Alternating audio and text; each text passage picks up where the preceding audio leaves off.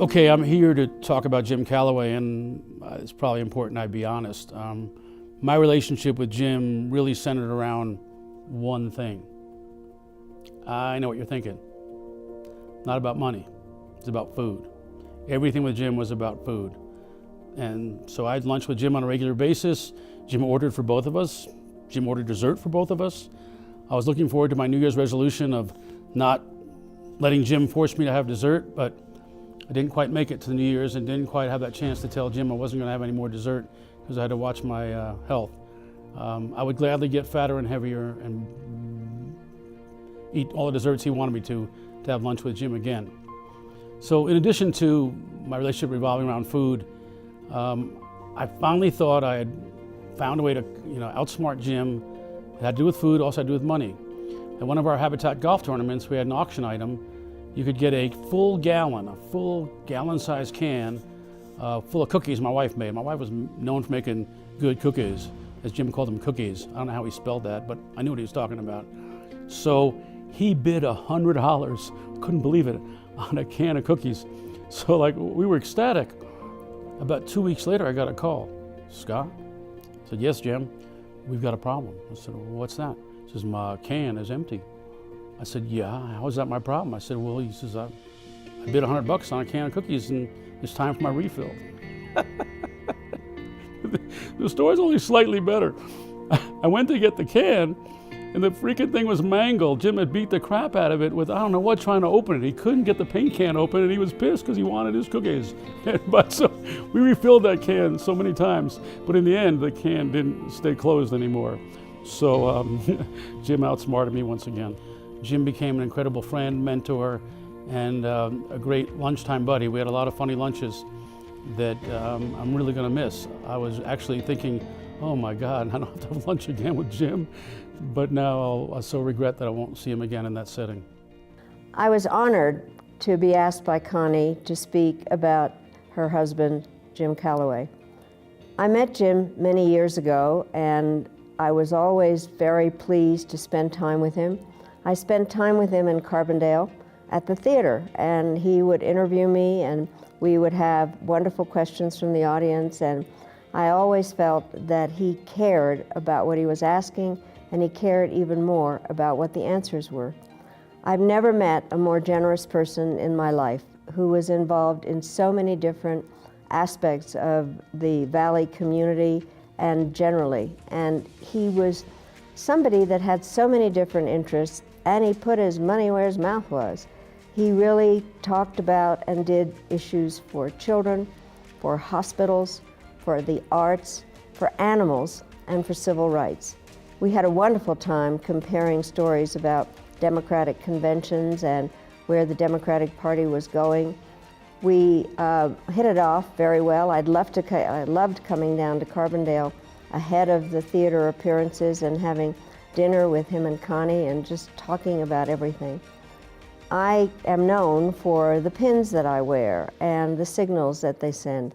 So today I decided to wear an angel pin, and in addition to that, angel earrings, because Jim was an angel on earth and is now with the angels. And he will be dearly, fully missed by all his friends here in the Valley and everywhere. There was no more generous or gracious human being than Jim Calaway, and I'm honored to have been his friend. Thank you all for everything that we're doing to keep honoring Jim. We must keep doing that and carrying on his good works. But I think of myself as a beggar for a great cause. It is the cause of justice and peace.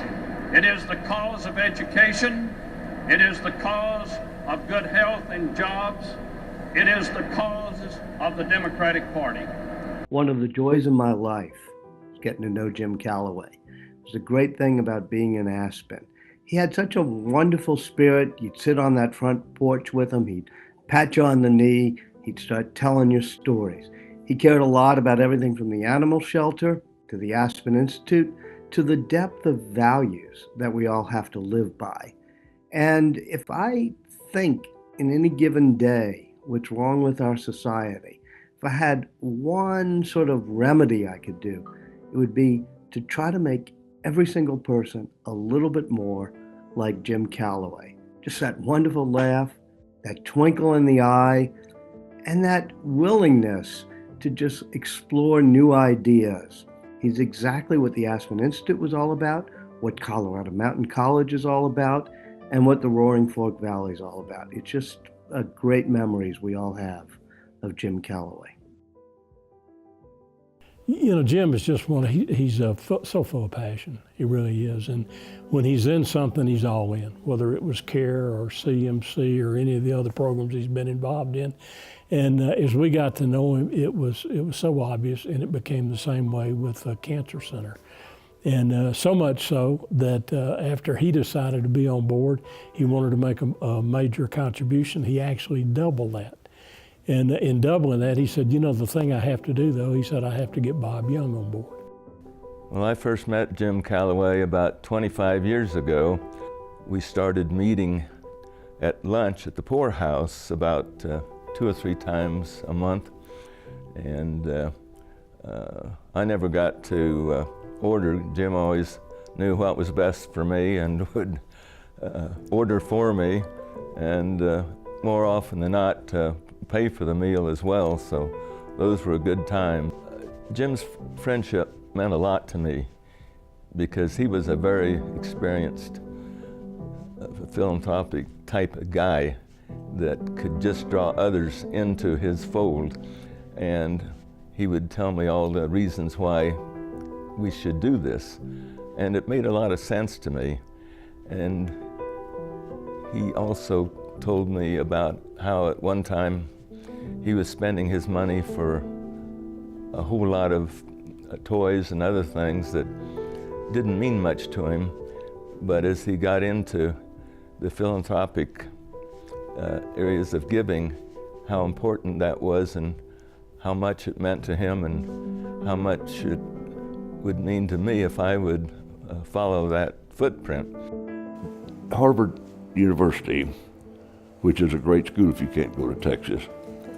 Harvard, a couple of years ago, had its sociology department spent a lot of time to do research, it cost them a lot of money, I'm sure, on what it is, what single thing makes people the happiest.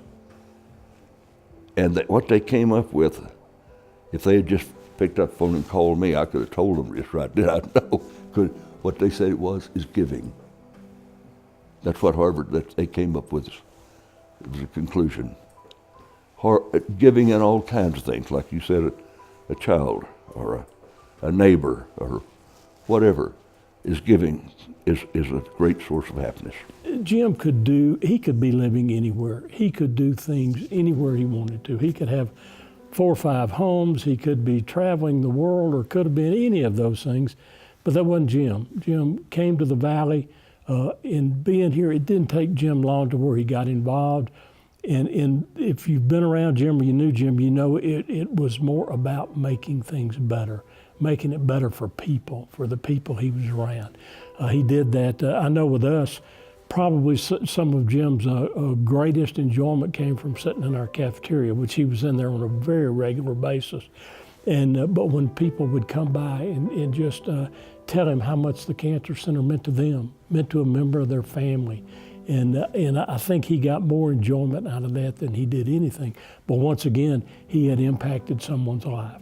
Same thing with CMC in providing the education or helping enhance the education in the Valley. Jim Calaway, what can I say? I sit in the Calaway Academic Building at Colorado Mountain College in Spring Valley. So many students here have benefited from the generosity of Jim and certainly of Connie as well. He has such a legacy at Colorado Mountain College. He sponsored the theater program. He helped to bring CARE up to our campus. He founded the Board of Overseers. He's an honorary degree holder. He's a commencement speaker here. We will miss him greatly. And I certainly won't know what to order for lunch at the poorhouse, since I never had to think about that because Jim always ordered for me. Jim's been there from day one. He was involved with us right up to his last day. One of my favorite memories, we had a big groundbreaking ceremony and Jim was there. He was so excited about it. It was cold, and I do remember Jim coming over to me and saying, "How long is this gonna last?" Because it was chilly. But we had a hard hat for Jim that said Thunder River Theater Company. And a shovel that we all passed around and dug our little hole, and Connie was there. You know, it's interesting because I knew Connie before I knew Jim. She introduced me to Jim 25 years ago. And then a couple of years ago, I turned Thunder River over to my good friend and protege, and he has taken it into a new level, and a lot of that had to do with Jim, yes? A lot of that had to do with Jim. One of the things that I feel like Jim really imparted to me and repeated to us over and over again was the importance of legacy. And I feel like that's a message that he has given so much of our community and really has instilled in us and in me as a newer nonprofit leader as well, that he was always thinking for the future and trying to set a foundation for all of us organizations in the Valley. And that is something that I really hold in my heart, and I felt like he had all of us in his heart for the long term beyond his own life. And he has taught us that message now in a very personal way. And then on the personal side, I have 2 dogs from CARE. It didn't matter how important the business was at hand. Anytime that Jim called me on the phone or that I was speaking with him, the first question out of his mouth was, "How's that little critter of yours doing?" And I think that was probably something that we all shared. So many of us in the Valley have benefited personally from CARE and also from all of the foundations and organizations that he was a part of. So we have, my wife and I have 2 cats. They were kittens when we got them from CARE. And Jim would call almost every day. "You love those kittens?" And when he had his knee replaced and he was at Heritage, we went down to visit him, and I said, "You know, we're coming to see you. Bring the cats." And he would sit there with both of them in his arms, just loving them up. I love that about Jim. His love of animals just is touching. Yeah, it's a big loss for our community, but his legacy will continue on, and the work that we're doing and love to do at Thunder River Theater Company is a reflection of his love for us and our reflection back for what he gave to us. Absolutely. So, thanks, Jim. Hi, friends of Jim and Connie Calaway. It's Carrie Mortgage Family Foundation, and I just want to share a couple stories that my husband and I have lived with forever from Jim and Connie over our lifetime.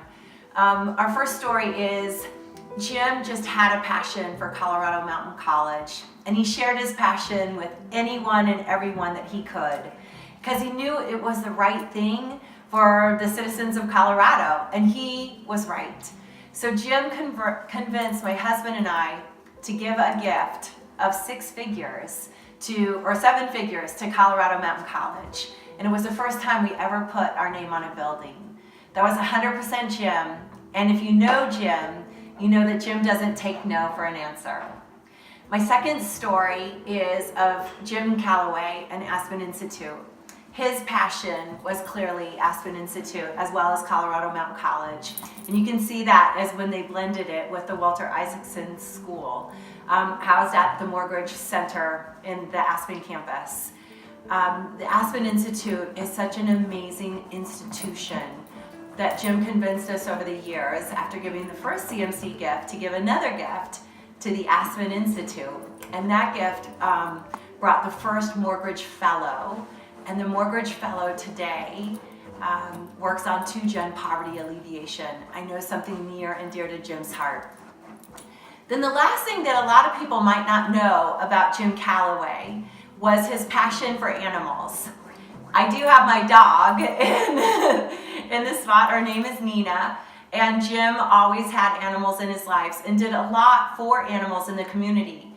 But what our community in Aspen may not know is that my husband and I bought Jim's 2 mules and his jackass.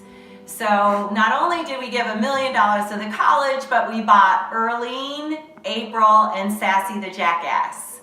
So Jim will always have a special place near and dear in our heart. I was interviewing for this job that I'd been trying for months, to be the director of Colorado Animal Rescue. I was so excited about it. Third step in the process was to meet Jim. I realized the 3 things he really wanted to know from me were: 1, how much I loved animals, if I was indeed in love with my own dog, and 3, was I happy? The first 2 answers were easy.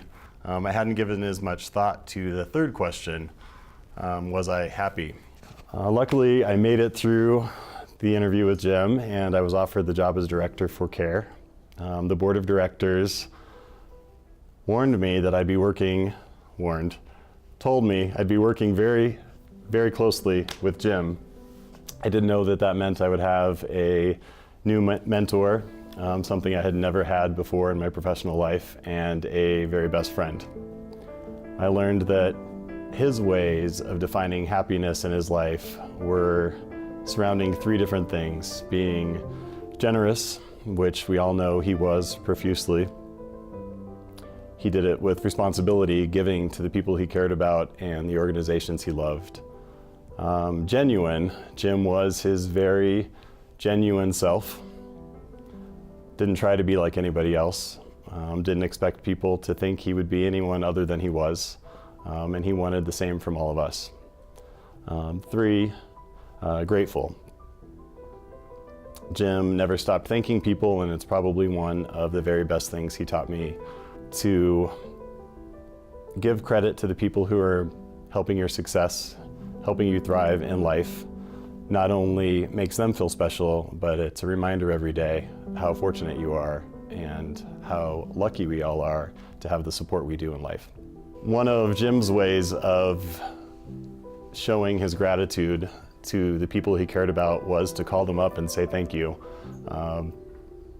Jim called me daily, yes, every day, and my favorite phone calls were the ones where Jim was just thanking me for my time with him, thanking me for drinking his cheap but really good wine, thanking me for talking with him and sharing some stories about my life.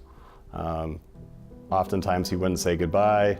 Oftentimes he wouldn't add anything to the conversation other than thank you for the time you spent. And that's rare in a friend, to remember to thank everyone that they talk to on a regular basis. So to answer Jim's question from my interview, am I happy? I would have to tell Jim that yes, I am happy. And you've given me the tools to remain that way for the rest of my life by following that framework: being generous, being genuine, and being very grateful. So thanks, Jim.